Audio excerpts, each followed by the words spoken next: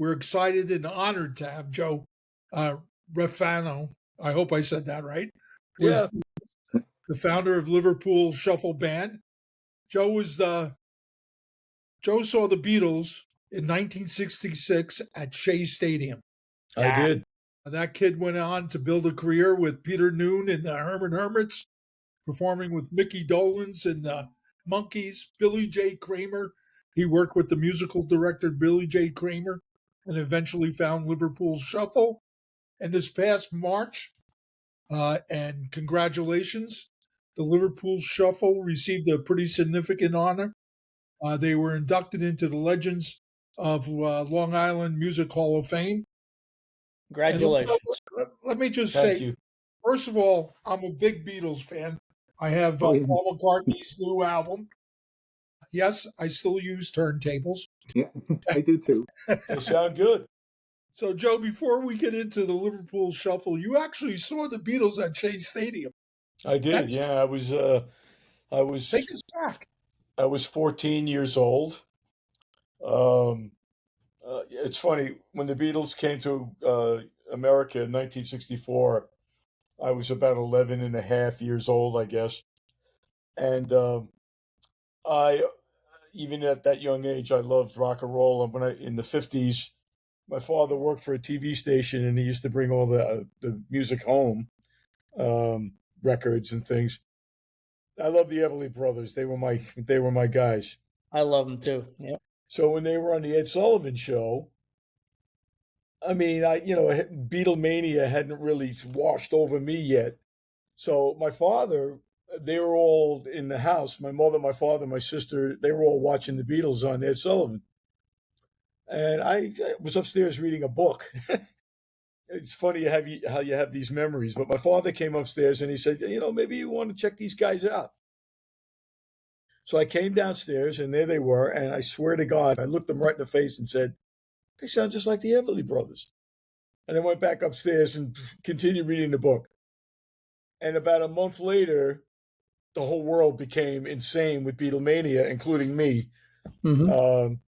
Friends of mine in the neighborhood had, record copies of the records and stuff, and all the little Beatle magazines we were all reading. And, then when I had a chance to really listen to what they were doing, I became a huge fan. And then 66, I mean, everybody was a Beatlemaniac. I was playing in a band. I was a kid and I was in a band already. It cost $5 to see the Beatles. Yeah, imagine that, right? Think about that, $5. You couldn't get a beer for $5. Yeah, and it was me and this guy we were kids. I mean, I was only 14 at the time. But the two of us jumped on the Long Island Railroad, and we went to Shea Stadium. And could you imagine allowing a 14-year-old to do that now? Yeah. And so I begged my mother for 3 months to give me the $5, and she did. And my mother actually was a big fan too. My father kind of liked them as well. He was a guitar player. But so we went to Shea Stadium and we saw the Beatles, and it was incredible. And contrary to all the myths, I heard every note. Yeah. We were sitting behind home plate up in the upper deck, and they had run the PA system through the house. So the thing that they would use to announce the baseball games and all that was where the music was coming from. Right. Plus all the amps and everything on the stage. So, I mean, the sound was surprisingly good. But yeah, it was an amazing moment. It's funny. I tell people, in 1966, I saw the Beatles at Shea Stadium. In 1967, I saw the Monkees in Forest Hills because a friend of mine's father worked there, and we got 10th row center seats. Now, I wasn't really much of a Monkees fan, but I said, sure, let's go see the Monkees. And Jimi Hendrix was the opening act. Funny And how man, that happens. we were like holding on to our chairs. I mean, this, the black guy with all the hair and the flowered pants, and he was amazing. The next day I went out to the record store and I bought his first album. I thought he was an Air Force veteran. Yeah, he was a paratrooper. Yeah, yep. Wow. Yep. And then in 1969, I saw the Mothers of Invention, Frank Zappa, at the Fillmore East. Oh my God. And then in 1970, I saw the Allman Brothers Band. Yeah. So Where'd you the see the original Allman? Allman Brothers band, when they were really Yeah. the Allman Brothers. The real And deal. so I had the Allman Brothers were at the Schaefer Festival in New York City. Oh, wow. $2 to get in, and no assigned seating. So the guys that I was in a band with at the time all went. I was working in the city at a TV station. My father worked at Channel 5 for 38 years, and that was like my summer job. I was a cameraman there. We all And watched. all my buddies went to the Schaefer Festival, and they, got the front row. And I come running down, First Avenue, and I could hear the strains of they were warming up with whipping post. And by the time I got into the place, my guys were all in the front row. So I ended up sitting, Dwayne Allman was here, and Greg was here, and Dickie Betts was there. It was amazing. Had a friend of mine.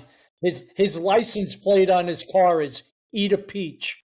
His Wow. daughter's name is Jessica. The other daughter's name is Melissa. Oh, my God. Eat a peach, you know what that means, right? Yeah, yeah. Eddie Allman's actually, over the years, we saw him a few times. They did a concert on Long Island This is 2 weeks funny. after Dwayne was killed. Yeah, yep. So that was kind of crazy and sentimental and nostalgic and weird. But, we sat there and you could almost hear all the guitar harmony happening in your head, even though he Yep, obviously yep. wasn't there playing it. But it was pretty incredible. Yeah, I was a big Allman Brothers fan. Did One a of my lot of favorites. stuff before he was 26 years old. Man and Aretha Franklin and Wilson Pickett. I mean, even before the Allman Brothers, but yeah, great stuff. My kids used to buy me tickets every anniversary. I probably saw them 30 times. Yeah, a friend of mine, I listened to them all the time. a friend of mine who I played in bands with, actually, the week that they recorded Live at the Fillmore, he was there for every show. Wow. Yeah. I said to him, I think that's a bit much, dude. But yeah, I mean, he was there for every show. Hey, I got a question for you. I look at your biography. You've been in a lot of bands. Any chance you played at the Arcadia Ballroom in New Haven back in the 70s? I did not. And I think you played at Toad's place, though. No, I didn't play there, but I spent time there because some of my good buddies played there. The Yeah. Mead Brothers band played there a bunch of times. Yeah. I was a head bartender at the Arcadia from like 76 to 80. And there Wow. was some phenomenal bands came in. I don't think Toad's place is still there, is it? Oh, yeah. That place is legendary. The smallest big club in the world. Or the Well, a biggest. lot of famous people played there over the years. They were like my father's place on Long Island. The Rolling Stones played My there. Toad's place and my father's place on Long Island were the warm-up gigs for when people would Yeah. go to Madison Square Garden. Yeah, exactly. So Springsteen played on Long Island at my father's place, and the Police played there, and David Crosby played there, and Stuff played there, and Edgar Winter played there, and Roy Gallagher White played trash. there. Everybody played there. John Cafferty played there one night, and Springsteen was playing the New Haven Coliseum. He walked over to Toad's. They locked the door and rocked the place till 4 o'clock. Oh, that's a riot. Cool. Yeah, it was a lot. I'd always hear those stories the next day when I was working, going, "God damn, I wish I was there." So, Well, my father's place closed up, and Epi moved it onto the other side of town now. It's actually in the basement of the Roslyn Hotel. Mm-hmm. And I've played, I don't know, in the last 5 years, I probably played there 3-4 times. Quite a bit, yeah. What were they? Well, in the early 90s, I met somebody in California who was she wasn't really a music supervisor.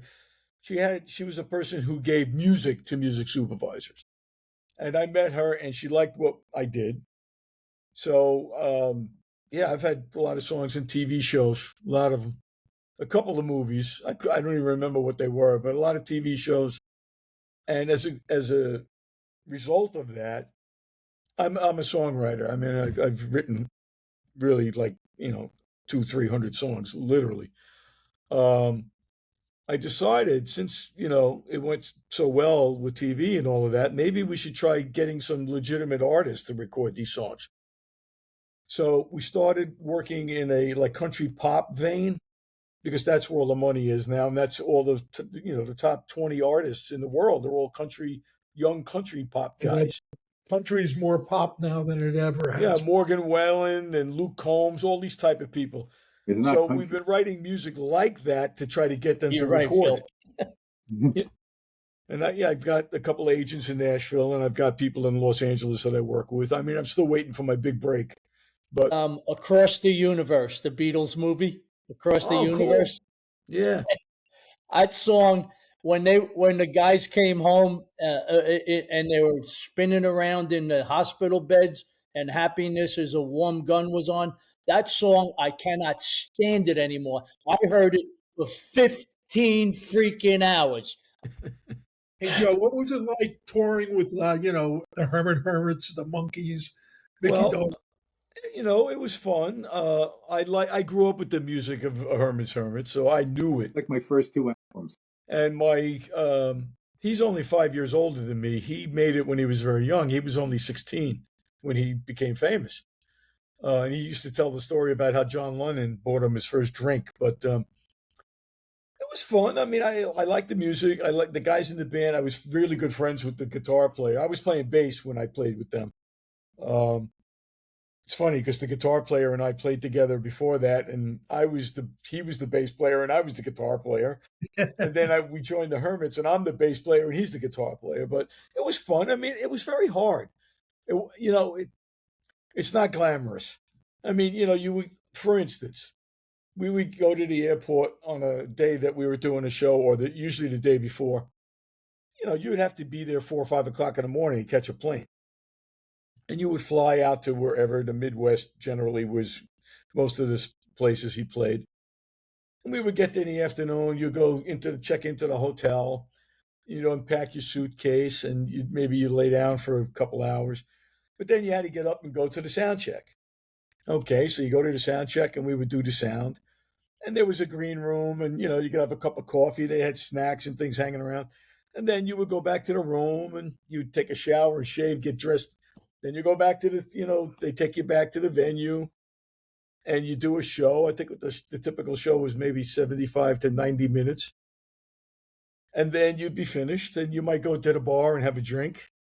And then but now it's like, 9, 10 o'clock, 11 o'clock at night, and you would go back to the room. Now that you got to get up at 3, 4 o'clock in the morning again, and you got to get the limousine to the airport, and then they fly you somewhere else. And I mean, Where are the after a chicks few and all days of that, it gets very, very tiring.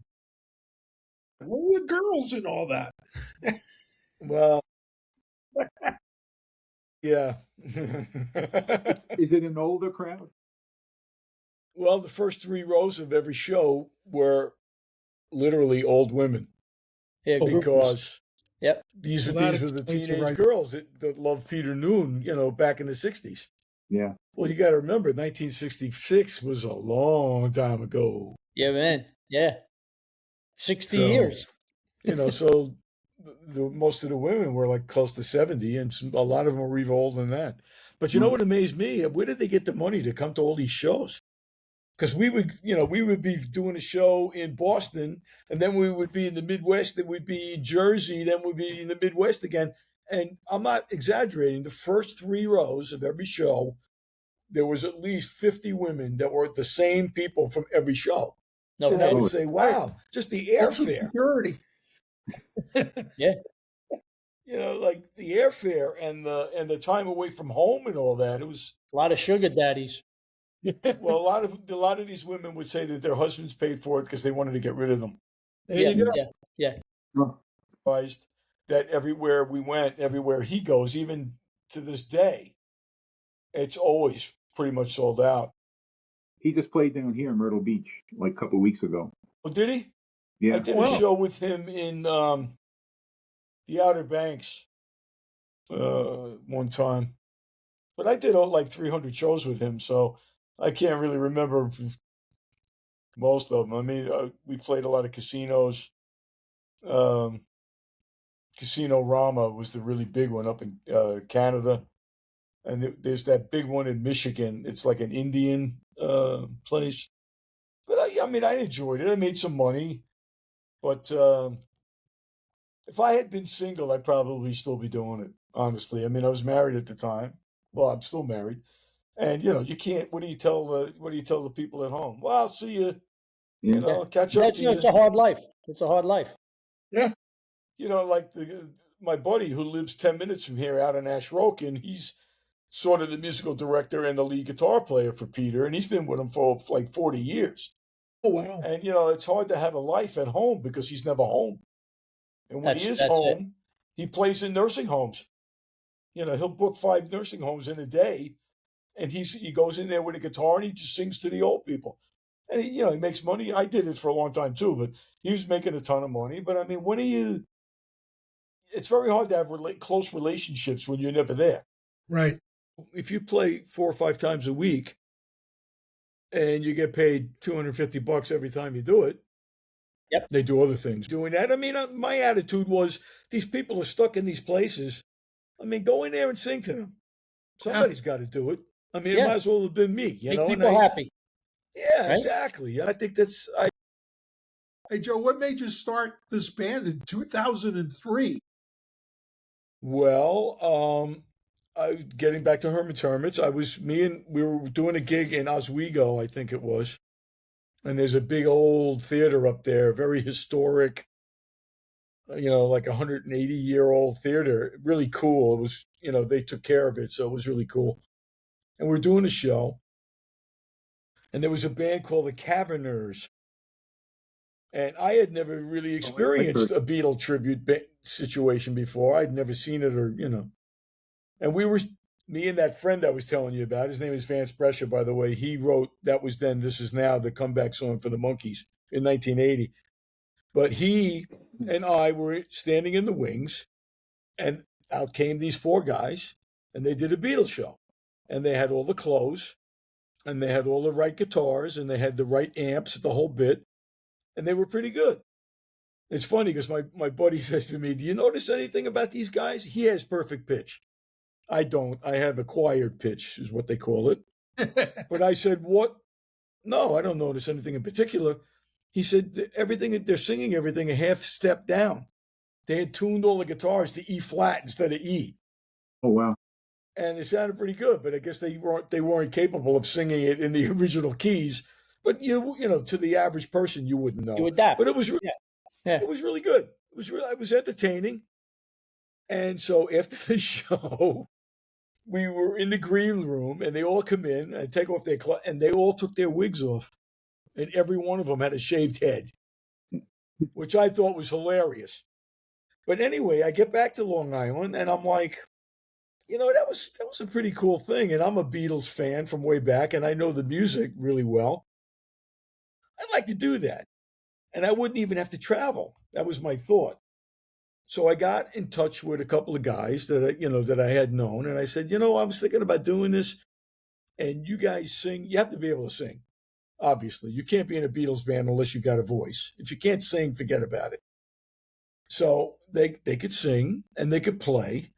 And one of the guys who had played drums with Peter Noon also lived on the island. And I said to him, you'd be the perfect drummer. Because he had the Ringo swing, okay? And I started the band. And, not much happened. For 6 months, we were kind of farting around and see, what would happen. We had a couple of rehearsals. And then I guess, just from playing together, people, it started to get good. So I went out and I started to try to find some work. And everybody on Long Island kind of knew me because I've been playing in bands on Long Island since I was 12. Okay. I was the singing drummer. Okay. And I guess it's my personality. I always was the guy that put everything together. So I love to play the drums. And when I was young, and I have great time. Bass players love to play with me because I'm right on it. Okay. So I put this thing together and we started playing and people loved it. And, it was a lot of fun. We started singing and the band really started to get, known. People on the island really wanted to book us. And we did a lot of nightclubs and all that, which I don't do anymore. I don't want to be out late at night drinking and no. Let me ask you, Mooney, what was the band that Steve was in? He was in at first it was the B Street band. Right. And then they got in trouble with Springsteen. Oh, because and they changed it to Backstreets. Right. Well, the B Street Band So was what are the they? They're a question on Springsteen Jeopardy. tribute. Springsteen tribute. Yeah. Yeah, it was a Springsteen tribute band. Our friend from high school was in it. Yeah, he was in it for 38 years or something like that. Rain. Joe, what do you got coming up for the band? Any big gigs coming up? Well, I mean, we did a bunch already. We're coming towards the end of our season. I mean, we do mostly spring and summertime.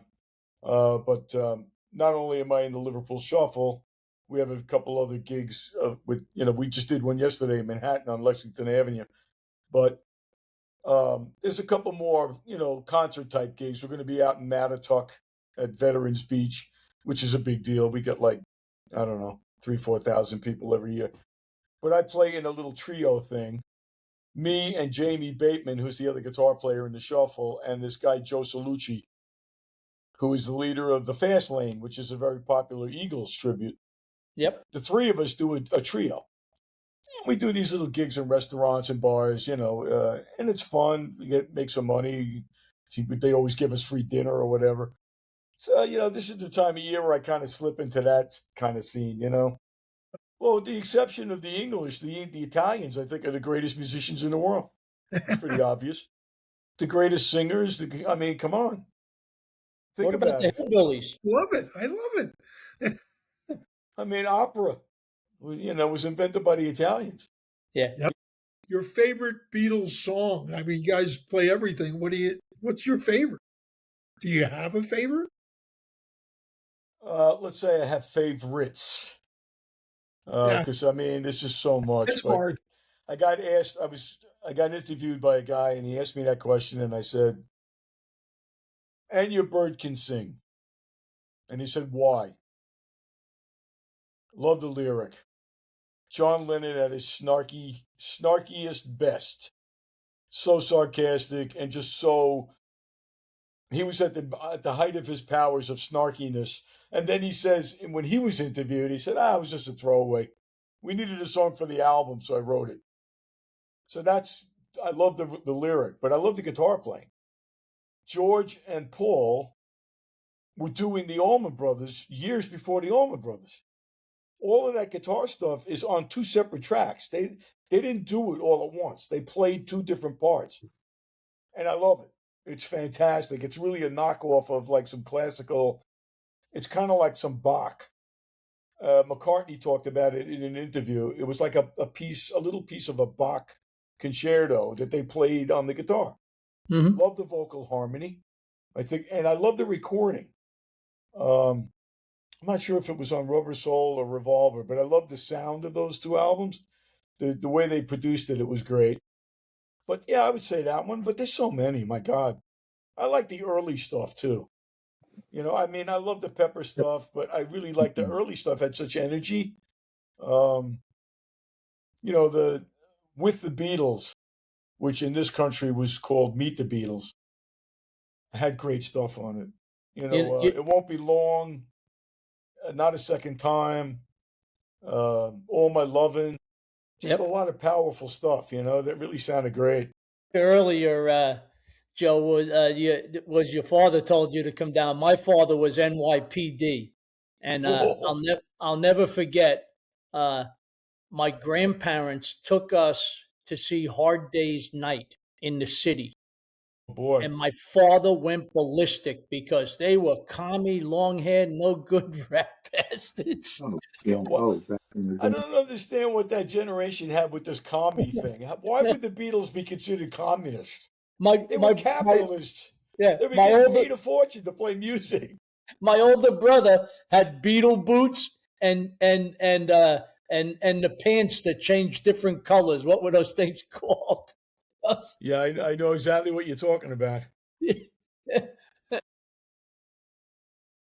me ask you a question. Do you record these things, these podcasts? Yes. Oh, yeah, they're all on. Yeah. Wow. Yep. We post it on the website and all our social media. Maybe I should get a link from you to my website so people can see this craziness. Actually, we'll send you a link. Yeah, do that. That would be fun. Yeah, absolutely. Absolutely. The more links, the better for all of us, to tell you the truth. Yeah, cool. If you know any businesses, Tell them to sign up on our website. It's so what do free. you can people can pay you to be on the website? No, Free. they don't pay us. It's free Oh. right now. We put businesses up for free. Let me say that again. We do it for free. Please look it up on our website. Yeah, I'll have to check out your website. Yeah, Cool. I got my I got the ice cream store in town. I got my neighbor who they sell robotic lawnmowers. They design them and sell them, and there's a bunch of people on there. Cool. Is that all like a Roomba? Hey, let me ask you something. You've been in all these bands, played all over these places. What's the strangest thing that you've seen from the stage or doing one of these? I've seen some fights break out that were just unbelievable. Yeah, I bet. We were standing there with mic stands getting ready to defend ourselves. I mean, I've seen that. I've seen women throwing underwear at us. Oh, Yep. wow. Oh God, yep. That was pretty crazy. It's really funny you should say that, and I'll tell you why. That is a joke that Peter Noon used to tell all the time. Yeah. He said they used to throw their underwear at us when we were young. He said nowadays when they do, we send it off to the military so they can cover the tanks. Yeah. It's pretty funny. But we were playing in Cleveland. Matter of fact, it's still on PBS. I can't even believe it. Somebody said to me the other day in the gym, I saw you on TV last night with Peter Noon. That's one show is still running. And it was shot across the street from the Hall of Fame in Cleveland. And it was a pretty crazy memory for me. We were doing a sound check, and I was just standing on the stage, people milling around. And there was a guy like I guess you call him the super, the guy that keeps the theater clean or whatever. An old crusty guy. I mean, he talk like that, And he came up to me and he went, in 1964, when the Beatles played in this building, he stood right there. And he pointed right to where I'm standing. And I said, you telling me that I'm standing in the spot that John Lennon stood in? He said, that's right there. And you might say, well, that's kind of weird. It gets even weirder. Behind us was a huge curtain. In front of us was the auditorium. Turns out they would open the curtain behind them, and you could turn around, and there was an auditorium behind it. Really? So there were two auditoriums separated by one curtain. What a Wow. weird thing. Yeah. And I never forgot that. It was such a strange thing. That's from the Hall of Fame? Yeah, Wow. in Cleveland. It was a building that, from the outside, it seemed very ordinary. I mean, I don't even remember. It could be my memory is faulty, but I don't even remember if they had a marquee or a sign or anything. But it was right across the street from the Hall of Fame in Cleveland.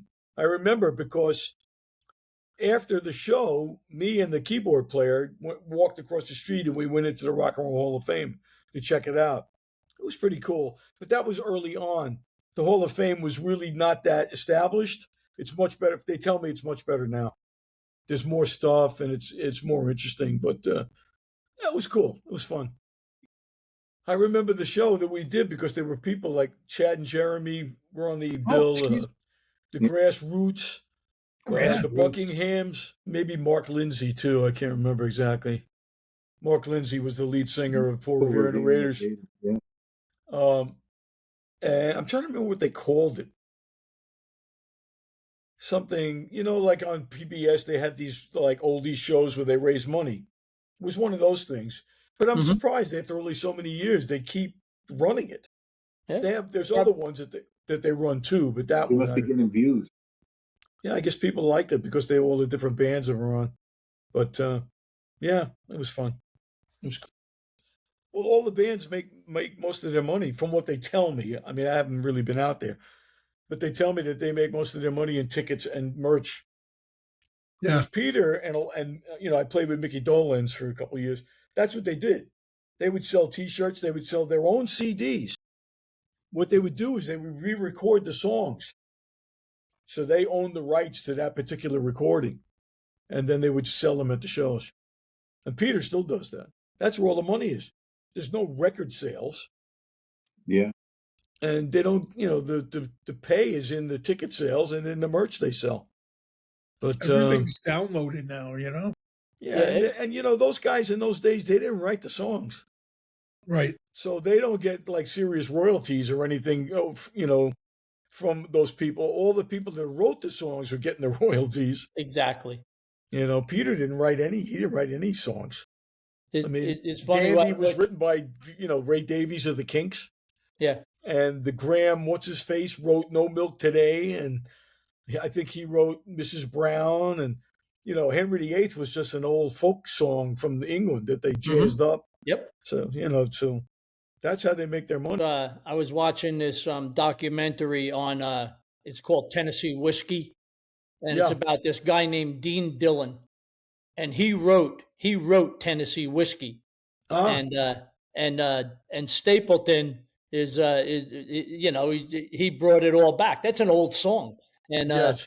Stapleton. So Dean Dillon says, I don't care if I sang it or not. He says, I wasn't that good at it. He says, but boy, that money just keeps coming in. That's the thing, man. And Chris Stapleton was a guy who's in that style, so he picked a song that made sense for his style. Yep. And that's what a lot of the Beatles did it too. Who the hell knew who Chuck Berry was? I never heard of Chuck Berry when I was 12 years old. Chuck Berry, yeah. And then the Beatles recorded Roll Over Beethoven, and now I know who Chuck Berry is, and Chuck made a ton of money. Or how about, what's his face, Larry Williams? I didn't know who the hell Larry Williams is, so the Beatles recorded Slow Down and made him a fortune. Yeah. There was another song that they recorded by him too, Bad Boy. So he had a huge payday. Or even Smokey Robinson was talking about how the Beatles recorded You Really Got a Hold on Me. They made a fortune on that. So they came along and they really supported the people from the previous generation, which is, even the Monkees. Even the Monkees. Neil Diamond wrote I'm a Believer. Did he really? Yeah. And Carole King wrote Pleasant Valley Sunday. Right. Carole King wrote I'm Into Something Good, Peter Noon's first hit. Yeah. So, those songwriters from the previous era. She was so afraid to do any of her own stuff. Yeah. He wrote a bunch of them. But the Beatles, the other night I asked the audience, how many of you people have seen the Beatles live? And all these hands went up. I was like, wow, a lot of people saw the Beatles. And the woman yells out, yeah, I saw them on YouTube. There's a place in Stanhope, New Jersey, not far on the other side of Lake Apacong. It was called the Stanhope House, and it was like a blues house for years. And the guy always told a story every time we went over there. He's like, yeah, we've been here for such a long time, and back in so-and-so, there was a massive snowstorm, and there was this young guitar player, blues guy coming in, he says, and there was about 2 feet of snow. He says there was about 8 people in the house. He says, and that guitar player and since that night, I met over 500 people that saw him that night here. Well, yeah, that's like, there were 1 million people at Woodstock. And if you listen to everybody today, there was 30 million people at Woodstock. Yep. You're absolutely right. Well, I was not at Woodstock. I told you the 4 years and the 4 big concerts I saw. I could have seen the Rolling Stones. I really wasn't interested. Led Zeppelin came to the United States in the summer of '69, and a friend of mine had tickets at the Fillmore yet. And I had a date with a girl, so I didn't go to see the Led Zeppelin. I would have loved to see them. The Police were at Jones Beach. I got on. The tickets went on sale at 9 o'clock in the morning. I was there with my phone at 8:59, and I dialed it. Busy signal. Couldn't get through to see the Police. I've seen pretty much everybody I really wanted to see, and I was at Bangladesh. So I got to see Dylan and Leon Russell because they were there. Leon, I've seen everybody. I saw the Who at the Fillmore. I saw Jimi Hendrix, not only with the Monkees, but I saw him at 1968 at the World's Fairgrounds. I saw him with Sly and the Family Stone when he just kind of walked out and started playing with them. I saw Moby Grape. I saw Cream twice. I've seen anybody really that I wanted to see. I saw the Doors. I've seen most of the classic type bands. I saw one of my all-time favorites is Tom Petty, who I saw twice. But I saw the Moody Blues. I saw the Byrds 2 or 3 times. I saw the Young Rascals. I mean, I love music. I was a musician, but I was a fan too. I wanted to see these people, and I think I saw some pretty great concerts. Yep. But What would it mean to be inducted into the Hall of Fame? well, I was shocked, honestly. I've been in bands all my life on Long Island. I've been in so much, like I was saying before, since I was like 12. Right. Let me tell you, I'm going to go off on a tangent here before I answer your question. When I was 12 years old, I was the singing drummer. I told you that story. There used to be a big event down in Malvern, which is a town down on the South Shore, called the Malvern Talent Show. And you would say, big deal. Well, it was a really big deal for many years. And I was talking to somebody who lived in Malvern just last week, and they didn't know about it because I guess they were in their 50s, and it had ended before when they grew up. So here we were, 4 guys, 4 kids, 12 years old. And we decided we're going into the Malvern Talent Show. The afternoon of the show, the Beatles released the song I Feel Fine. Now, I was the drummer.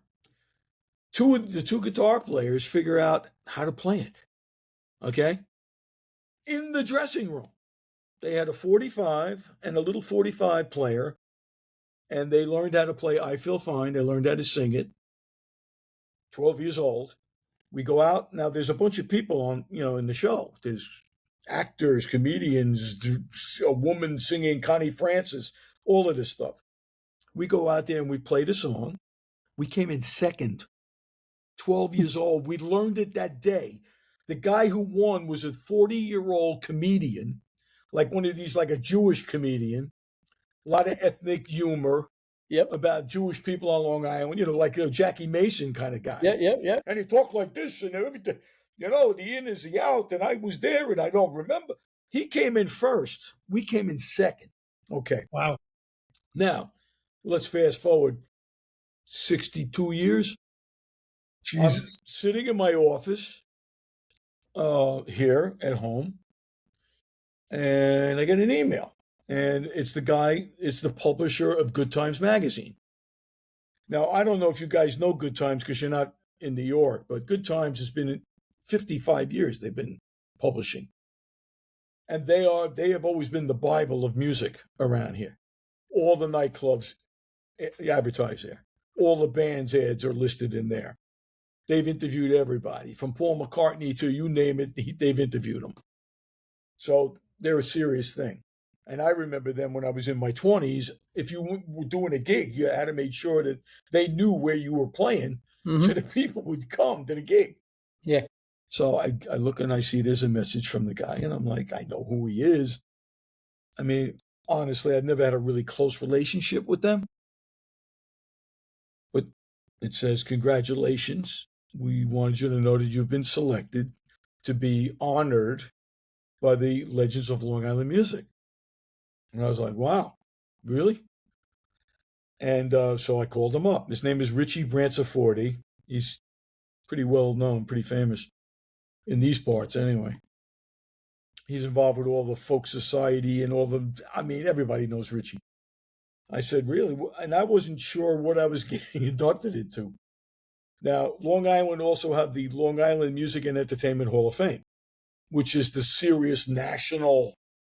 Because Long Island, we got serious people come out of here. John Sebastian, Billy Joel, what's her face from the South Shore, the Torchy singer. Fuck was her name? She was huge in the 70s and 80s. She lives in California now. I can tell you her whole life story. I can't remember her name.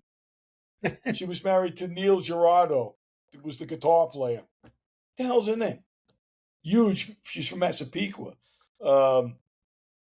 The Stray Cats. A lot of people came from all those kind of people. Ray Romano. All those people are in the Long Island Music and Entertainment Hall of Fame. The Illusion. Those kind of Young Rascals. Those kind of people.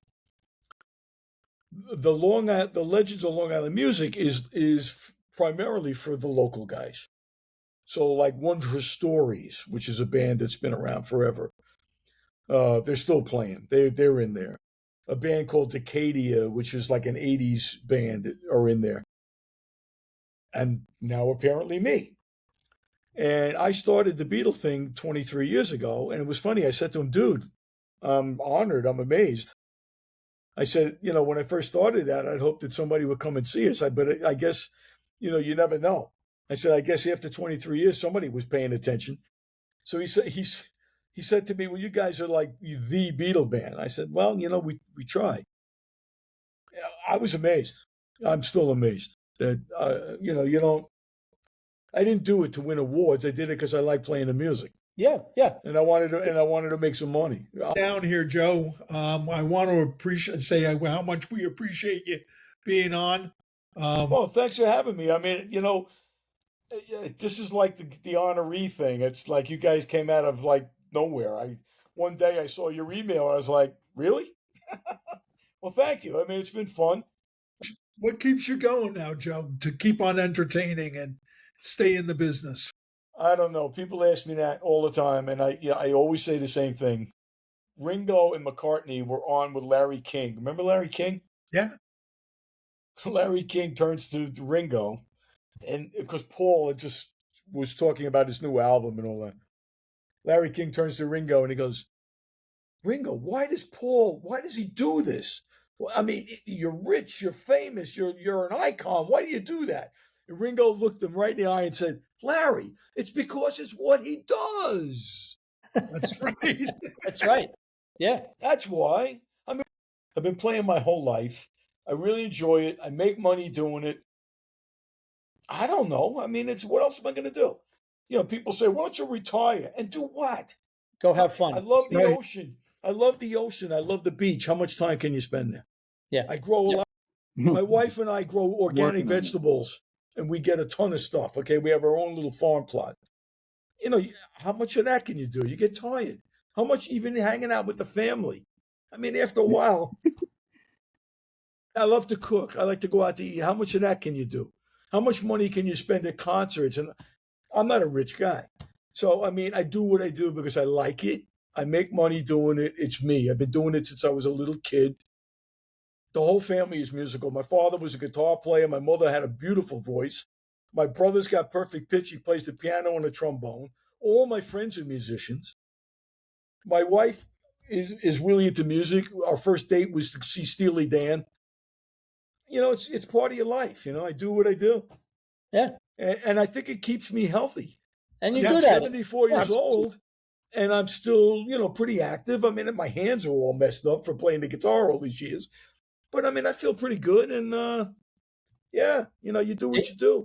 If you don't use it, you lose it. No, I agree, man. I agree. I go to the gym. I try to take care of myself. Yep. I go to my log pile. I'm not getting any younger. Nope.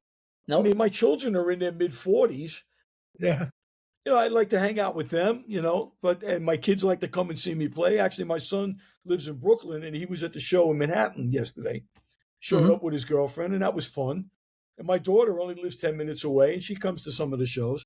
But it's the whole web of your life. I mean, I'm interconnected to it. Yeah. Yep. It would be really weird if I didn't do it. Right. You love it.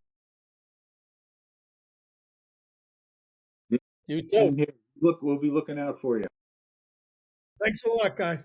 Appreciate it.